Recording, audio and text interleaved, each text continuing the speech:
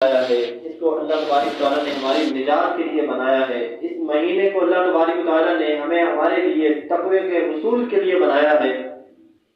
تو اس مقصد کے اندر ہم نے کامیابی حاصل کرنی ہے تاکہ ہم خوش قسمت لوگوں میں شمار ہو سکیں، تاکہ ہم بھی سعادت مند لوگوں میں شمار ہو سکیں۔ اور جہاں تک ہمارے روزوں کی بات ہے یا کسی اور مسئلے کی بات ہے، کہیں پر بھی ہماری زندگی کے اندر یقیناً دین اسلام پر چلتے ہوئے دائرہ اسلام میں داخل ہونے کے بعد آزمائشیں جو ہیں وہ ہر مسلم کی شرط ہوتی ہے۔ ہر مسلم مومن بندے کی کامیابی کے لیے آزمائش شرط ہے۔ اللہ تبارک تعالیٰ اس کو آزماتا ہے، اور اللہ تعالیٰ نے قرآن کریم میں بھی اس بات کو واضح کروایا کہ میں نے تمہیں یوں ہی بیکار پیدا نہیں کر دیا، بلکہ میں نے تمہاری پیدائش کا جو مقصد ہے اس کو حاصل کرنے کے لیے میں نے تمہارے لیے آزمائشیں رکھی ہیں۔ اور پھر وہ آزمائشیں، اگر تم میں سے کوئی شخص ان آزمائشوں کے اندر کامیاب ہوتا ہے تو اللہ تبارک و تعالیٰ تمہیں ان آزمائشوں کے اندر ڈال کر، اللہ کا مقصد یہ ہے کہ اللہ تعالیٰ تم میں سے جان لے کہ کون صبر کرتا ہے اور کون اس کی ناشکری کرتا ہے۔ یقیناً جب ہمارے اوپر کوئی تنگی آتی ہے، کوئی تنگی والا معاملہ آتا ہے، تو وہاں پر ہم کیا کرتے ہیں، صبر کرتے ہیں یا نہیں کرتے، تو یہ ہم نے آج دیکھنا ہے۔ جو اسی موضوع کے ساتھ یہ جو آیت میں نے آپ کے سامنے تلاوت کی، آیت نمبر سورہ بقرہ کی 187 جو ہے میں نے آپ کے سامنے تلاوت کی، اس میں ایک بات کی طرف اشارہ ہے۔ اس میں رمضان المبارک کے کچھ احکامات بیان کیے گئے ہیں۔ میں ان احکامات کی طرف نہیں آنا چاہتا کیونکہ وہ آپ کے سامنے پہلے کئی مرتبہ بیان ہو چکے ہیں اور آپ کو تقریباً وہ ازبر ہو چکے ہیں۔ اصل میں اس آیت کے اندر جس نقطے کی طرف اشارہ ہے، میں محض اسی نقطے کی طرف آپ کی توجہ دلانا چاہتا ہوں۔ اس آیت کا جو شان نزول ہے، اس آیت کو جب اللہ تبارک و تعالیٰ نے نازل کیا تو اس کا شان نزول ہمیں ایک سبق دیتا ہے۔ اس کا شان نزول جو ہے ہمارے لیے وہ سبق آموز ہے۔ صحیح بخاری کے اندر ہے، اللہ کے نبی صلی اللہ علیہ وسلم کے اصحاب میں سے حضرت برا رضی اللہ تعالیٰ عنہ کہتے ہیں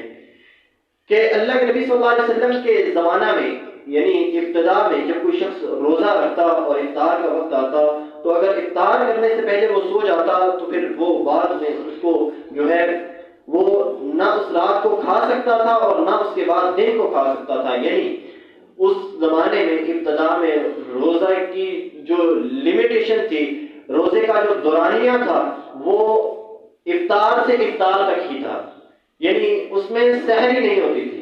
اس میں جب آپ نے افطار کر لیا تو وہی آپ کا کھانا ہے، اس کے بعد آپ نے پھر اگلے دن افطار کے وقت ہی کھانا ہے۔ یعنی روزہ جس کو آپ کہہ لیں تقریباً 24 گھنٹے کے روزہ ہوا کرتا تھا۔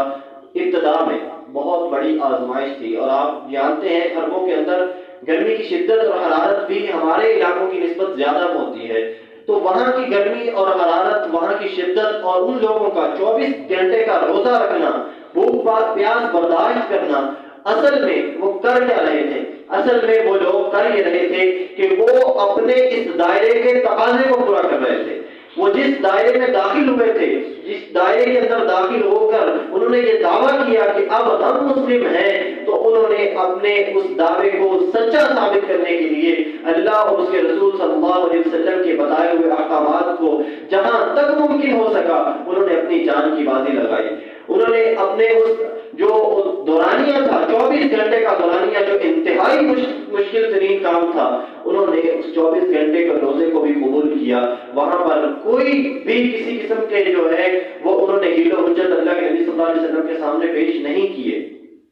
پھر اس کے بعد جب انہوں نے اس 24 گھنٹے کے روزے کو برداشت کیا، وہاں پر حیل و حجت نہیں کی، تو اللہ تبارک تعالیٰ نے ان کے لیے اس کے بعد اس آسانی پیدا کر دی۔ اللہ تبارک تعالیٰ نے ان کے لیے وہاں پر یہ آیت نازل کر کے آسانی کر دی۔ مختصر اس آیت کے اندر جو آسانیاں ہیں، وہ ایک صحابی جس کا واقعہ چل رہا ہے، تو اسی طرح ان کے ساتھ ہوا کہ جب افطار کا وقت ہوا تو گھر میں کھانے کے لیے کچھ نہیں تھا۔ بیگم نے کہا کہ میں کچھ ڈھونڈ کر لاتی ہوں۔ وہ کھانے کے لیے، کھانا ڈھونڈنے کے لیے باہر گئی۔ وہ تھکا آیا تھا سارا دن کام کر کے، صحابی آئے تھے رضی اللہ عنہ، ان کو نیند آ گئی، وہ سو گئے۔ جب وہ سو گئے تو ظاہر ہے جس طرح ہماری سحری کا وقت نکل جائے تو اس کے بعد ہم کھانا نہیں کھا سکتے، کچھ پی نہیں سکتے، اسی طرح ان کا وہی ایک مخصوص وقت تھا جس کے دوران وہ کھا سکتے تھے یا پی سکتے تھے، وہ وقت نکل گیا، وہ سو گئے، اور اس کے بعد ان کا 24 گھنٹے کا روزہ 48 گھنٹے میں بدل گیا، اور اگلے دن جب 24 گھنٹے کے بعد ان کو جب کھانا میسر نہیں آیا تو وہ بے ہوش ہو کر گر پڑے۔ اللہ تبارک و تعالیٰ نے ان کی اس محنت، ان کی اس لگن، ان کے اس خلوص، ان کے اس جذبے کی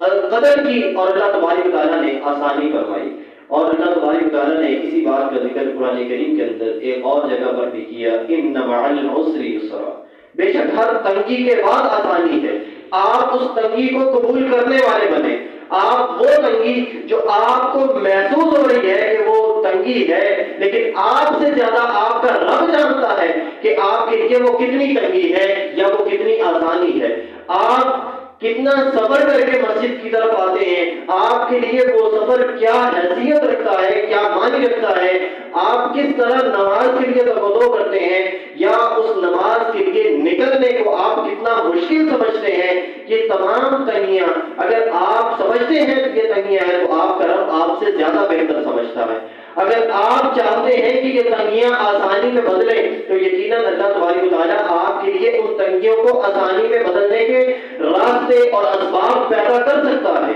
وہ ذات کہ جو آپ کے سینوں کے بھید سے واقف ہے، وہ اس بات کو جانتی ہے کہ آپ کے لیے کہاں کون سی تنگی ہے، لیکن آپ اس تنگی کو کہاں تک اپناتے ہیں۔ سب سے پہلا سوال یہ ہے کہ آپ محض اس تنگی کو تنگی سمجھ کر چھوڑ کر گھر پہ ہاتھ رکھ کے بیٹھے ہوئے ہیں اور مسجد آنا گوارا نہیں کر رہے، تو آپ کے لیے تنگی پھر تنگی ہی رہے گی، آپ کے لیے یہ تنگی کبھی آسانی نہیں بن سکتی، کیونکہ آپ نے اس تنگی کو قبول ہی نہیں کیا۔ وہ تنگی اصل میں آپ کے لیے آزمائش تھی کہ آپ یہاں کتنے اس آزمائش میں پورا اترتے ہیں، کتنا اس تنگی کو قبول کرتے ہیں، اور اس تنگی کو قبول کرنے کے بعد آپ کتنی محنت کرتے ہیں، توجہ کرتے ہیں، اللہ کے دین کے لیے جو ہے وہ آپ کوشش کرتے ہیں۔ آپ کی وہ توجہ، آپ کی وہ محنت اللہ تبارک و تعالیٰ اس کو دیکھتا ہے اور پھر اس کے بعد آسانیاں پیدا کرتا ہے۔ ان مع العسر یسرا ہمیں اس بات کا سبق دیتی ہے کہ آپ تنگی کو قبول کرنے والے بنے، اللہ آسانیاں پیدا کر دے گا، لیکن آپ تنگی کو تنگی سمجھ کر اور گھر پہ ہاتھ رکھ کے بیٹھتے ہیں تو پھر یقیناً وہ تنگی ہمیں آسانی، کبھی بھی ہمیں وہ آسانی نہیں لگ سکتی اور آسانی میں تبدیل نہیں ہو سکتی۔ یقیناً اللہ تبارک و تعالیٰ اسباب پیدا کرتا ہے، اور یہ آیت جو اللہ تبارک و تعالیٰ نے نازل کی اسی موقع پر نازل کی کہ انہوں نے اس 24 گھنٹے کی بھوک پیاس کو برداشت کر کیا اور کر کے دکھایا بغیر کسی حیل و حجت کے، حالانکہ یہ تنگی تھی، مشکل تھی، لیکن انہوں نے اسے قبول کیا، اس میں کوئی شو چرا نہیں کی۔ اللہ تبارک و تعالیٰ نے ان کے لیے آسانیاں پیدا کی۔ اس 24 گھنٹے کے روزے کو اللہ تبارک و تعالیٰ نے جو ہے وہ غروب آفتاب سے لے کر صبح صادق تک ان کو کھانے پینے کی اجازت دے دی۔ بیویوں کے پاس جانے پر پابندی تھی، بیویوں کے پاس جانے کی اجازت دے دی، تمام تر اللہ تبارک و تعالیٰ نے ان کے لیے آسانیاں پیدا کی۔ یہ انعام اس چیز کا تھا کہ جو انہوں نے پہلے صبر کیا تھا، صبر کر کے ان تنگیوں کو قبول کیا تھا، ان تنگیوں پر عمل کر کے دکھایا تھا، اور اس دعوے کو ثابت کر کے دکھایا تھا کہ ہم مسلم ہیں، اور یہ مسلم نام ہم سے تقاضا کرتا ہے کہ ہم کتنے فرما بردار ہیں۔ اصل میں یہ بات مسلم کا مطلب یہ ہے ہم کتنے مطیع ہیں، کتنے فرما بردار ہیں، کتنے تسلیم کرنے والے ہیں۔ یہ نام اور جو انہوں نے دعویٰ کیا انہوں نے اس کو ثابت کر کے دکھایا، ثابت قدمی دکھائی، اس کو اپنایا، اس تنگی کو اپنایا، اس تنگی کو سینے سے لگایا، اور اس تنگی پر چل کر انہوں نے اس بھوک پیاس کو برداشت کیا، اور اس کے بعد اللہ نے ان کے لیے آسانیاں پیدا کی۔ تو یہی آپ کے سامنے آج یہ نقطہ بیان کرنا تھا اس آیت کے اندر جو بیان ہوا کہ اللہ تبارک و تعالیٰ یقیناً تنگیوں کے بعد انسان کے لیے آسانیاں پیدا کرتا ہے، لیکن شرط یہ ہے کہ اس تنگی کو انسان قبول کتنا کرتا ہے، یہ اللہ تبارک و تعالیٰ دیکھتا ہے۔ اللہ رب العزت سے دعا کروں کہ اللہ تعالیٰ مجھے اور آپ کو جو کچھ میں نے بیان کیا اس پر عمل کرنے کی توفیق عطا فرمائے۔ وأقول قولي هذا لي ولكم استغفر الله